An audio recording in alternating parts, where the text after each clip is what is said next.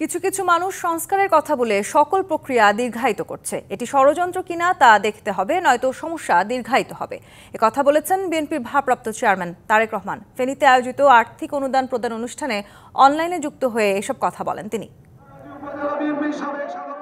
2016 সালে বিচার বহির্ভূত হত্যাকাণ্ডের শিকার ফেনীর সোনাগাজীর সাবেক যুবদল নেতা মোহাম্মদ মাসুদের পরিবারকে নতুন বাড়ির চাবি হস্তান্তর এবং 24-এর গণঅভ্যুত্থানে ফেনী, নোয়াখালী ও লক্ষ্মীপুরের শহীদ পরিবারের মাঝে আর্থিক অনুদান প্রদান অনুষ্ঠান।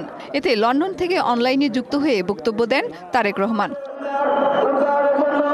বিএনপির ভারপ্রাপ্ত চেয়ারম্যান বলেন, জুলাই আগস্টের শহীদদের আত্মত্যাগের বিনিময়ে স্বৈরাচার মুক্ত হয়েছে দেশ। পালিয়ে গেলেও স্বৈরাচারের বিচার নিশ্চিত করতে হবে। স্বৈরাচার বাংলাদেশের মাটি থেকে পালিয়ে গিয়েছে, কিন্তু এই যে পালিয়ে যাবার আগে যেই হত্যাগুলো সেই করেছে, শত শত হাজারো মানুষকে যে হত্যা করেছে, এই হত্যার জন্য যারা দায়ী তাদেরকে বিচারের আওতায় আনতে হবে। সংস্কার নিয়ে দীর্ঘসূত্রতার সমালোচনা করেন তারেক রহমান।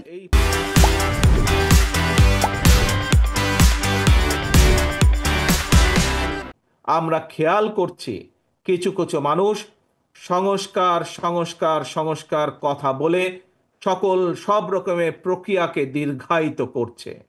পরিষ্কারভাবে আজ আমি এই হাজারো মানুষের সামনে একটি কথা তুলে ধরতে চাই।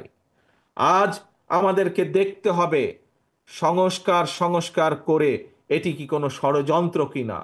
যদি সংস্কার করে এই বিষয়টিকে যদি দীর্ঘায়িত করা হয় তাহলে দেশের সমস্যা বাড়বে।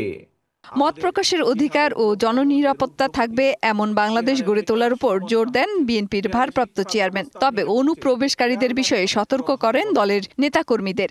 আমাদের ভিতরের কিছু কিছু মানুষ এবং নতুন করে কিছু কিছু মানুষ আমাদের ভেতরে ঢুকে বিভ্রান্তি তৈরি করছে। মেহের মনি, ডিবিসি নিউজ, ঢাকা।